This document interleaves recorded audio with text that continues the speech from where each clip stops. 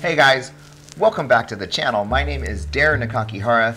I'm a 4th grade teacher in Southern California, and this channel is dedicated to the art of teaching.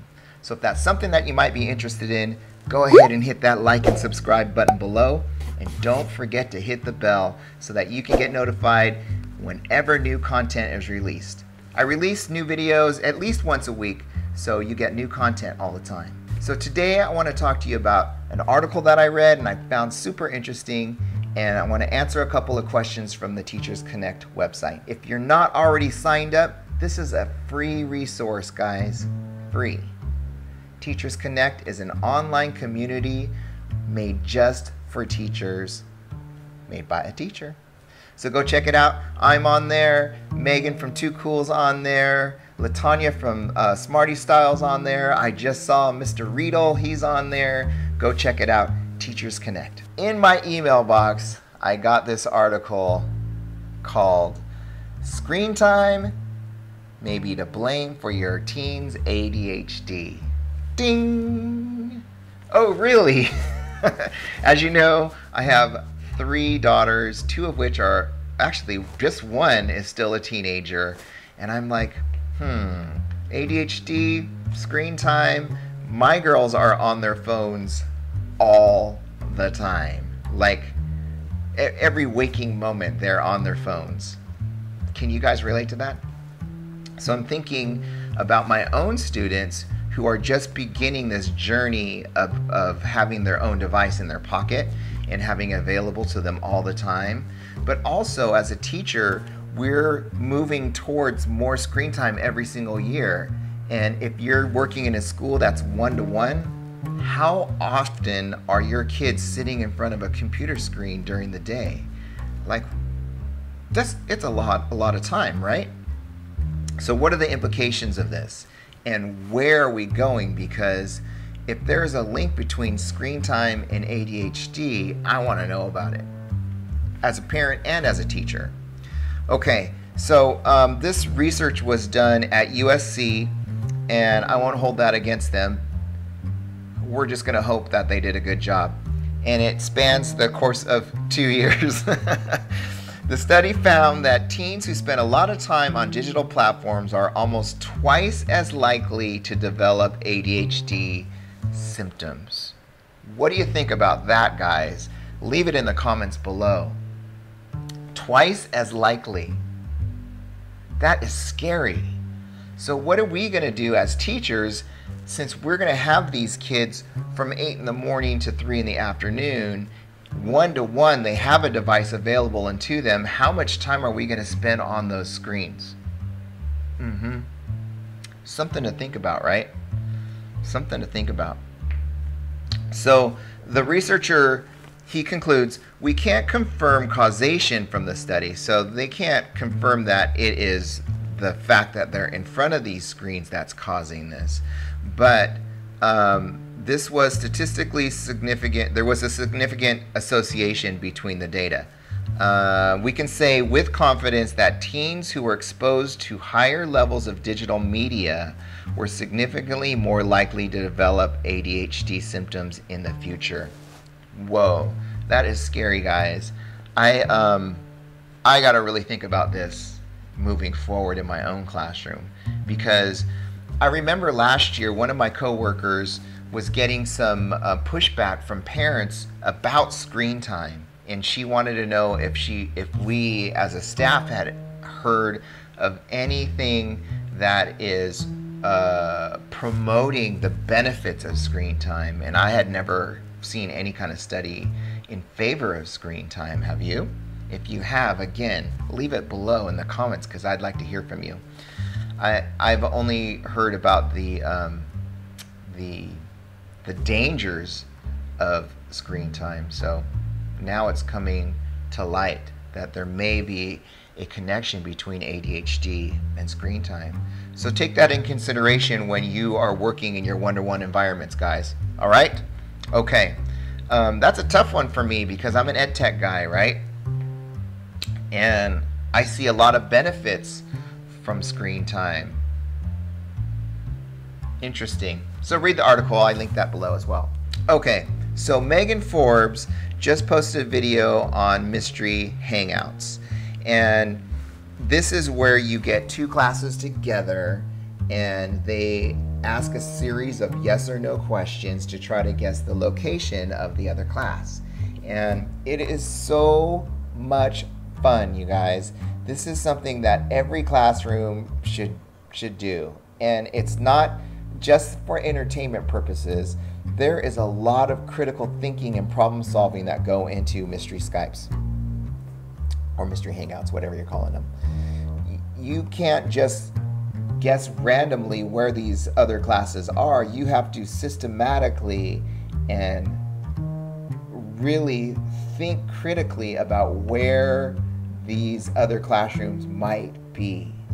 So Mr. Riedel from Teachers Connect writes, who wants to participate in Mystery Hangouts? I'm putting together a contact list for teachers to connect with other teachers who want to set up a time to do a mystery hangout. Megan Forbes recently uploaded a video about it and she sparked my desire to want to do this. If you're interested in this, please contact Mr. Riedel. I'm going to put Mr. Riedel's contact info below. Go check him out if you want to get on this list. He's the guy to see. All right? Okay. Another question comes from Kathryn. She's from Maryland. She wants to know, what are your favorite educational tech resources to use in the classroom? Trying to learn some new ones. Kathryn, you came to the right place. So somebody replied and said Kahoot. Kahoot is fantastic. Such a great way to engage learners of all ages. I know even my daughter, who just graduated high school, used to love it when her teachers would break out Kahoot. And I just saw them at the ISTE show, and they came out with a new feature for their web app where you can create Kahoot quizzes from the mobile app now. So good on Kahoot. So let's approach this from a little different angle.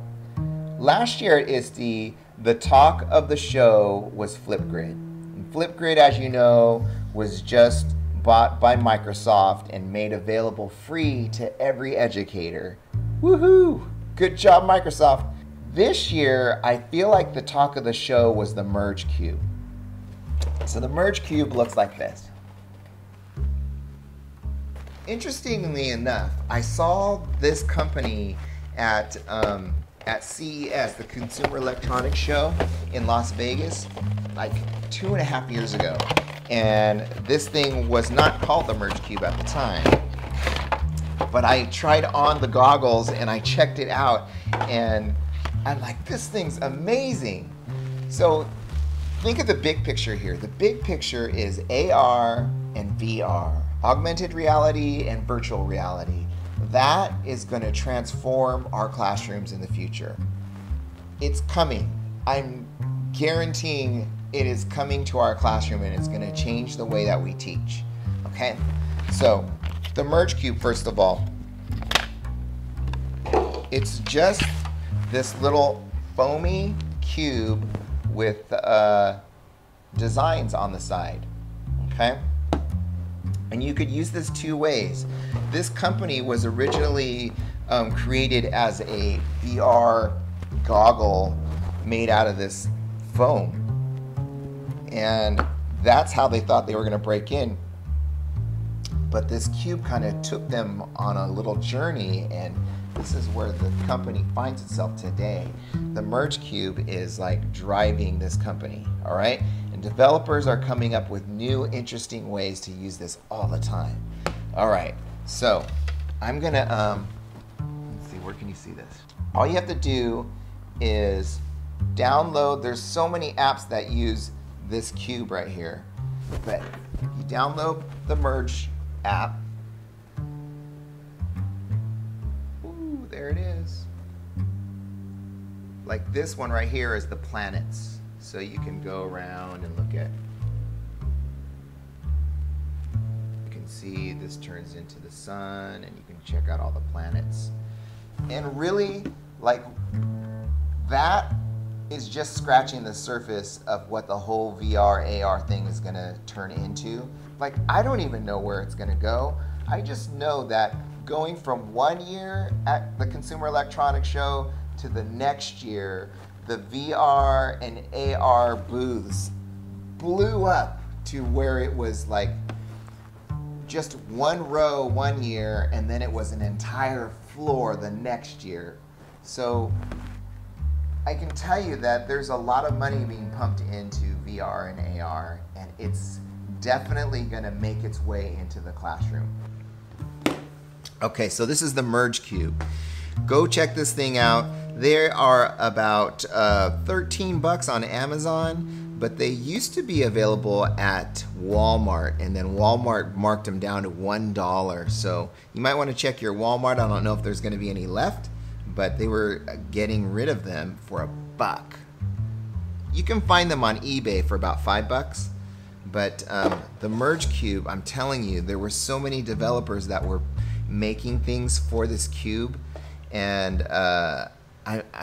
there's just an incredible amount of possibilities here. I don't know how this is going to affect us educationally immediately, but I can tell you that AR is coming, man. So we need to figure out how we're going to use it in our classroom. This is a great thing to check out, the Merge Cube.